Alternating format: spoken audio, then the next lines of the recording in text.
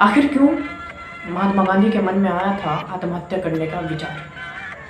तो क्या यह विचार सिर्फ विचार तक ही सीमित था या फिर इसके लिए उन्होंने कुछ आगे कदम भी बढ़ाए थे? आइए इस वीडियो में जानने की कोशिश करते हैं।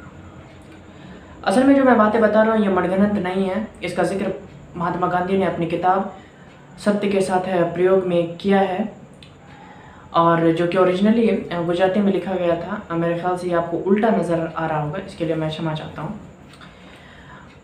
यह घटना महात्मा गांधी के महात्मा बनने से पहले की है और यह घटना करीब उनके शादी के वक्त की है।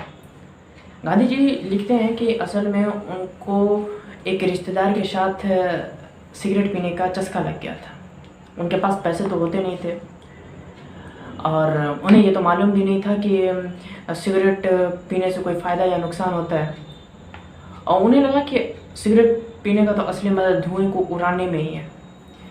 तो उनके चाचा जो हैं उनको सिगरेट पीने की लत थी।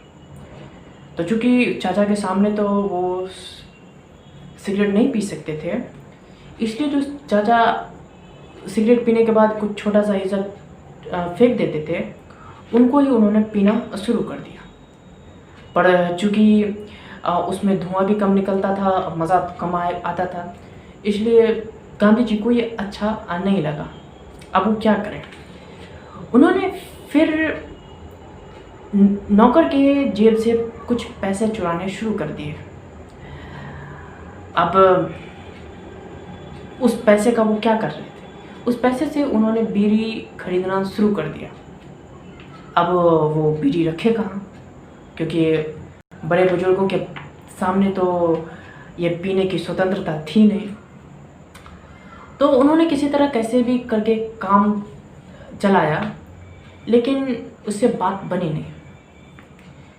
और फिर इसके बाद गांधी जी को पता चलता है कि एक पौधा होता है जिसकी ठंडल से सिगरेट की तरह ही धुआं निकलता है।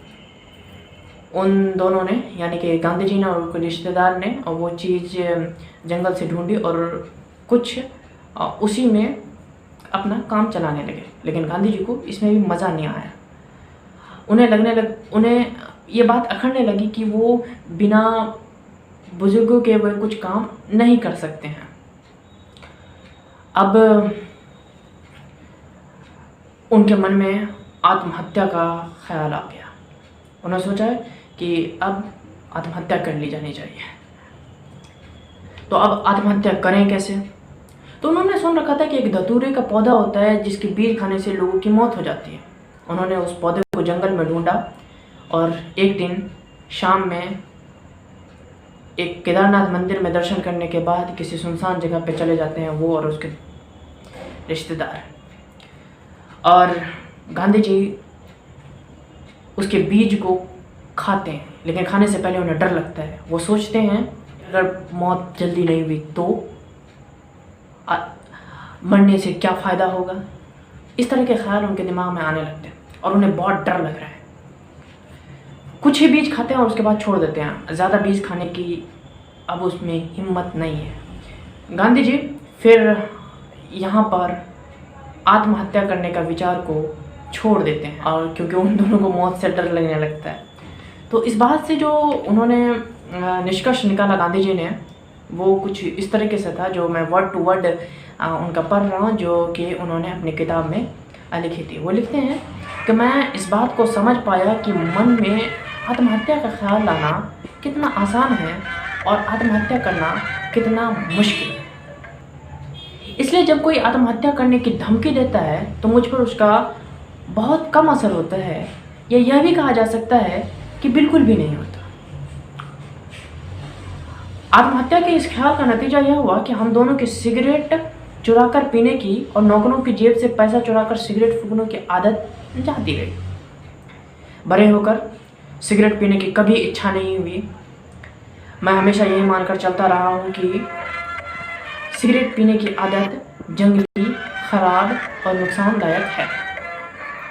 मैं आज तक इस बात को नहीं समझ पाया हूँ कि पूरी दुनिया में सिगरेट, बीड़ी पीने या धूम्रपान करने का शौक क्यों है। रेल के जिस डिब्बे में सिगरेट पी जाती है उसमें बैठना मेरे लिए मुश्किल हो जाता है और धुएँ से मेरा दम घुटने लगता है। तो इतनी सी थी स्टोरी। अगले वीडियो में मिलते हैं।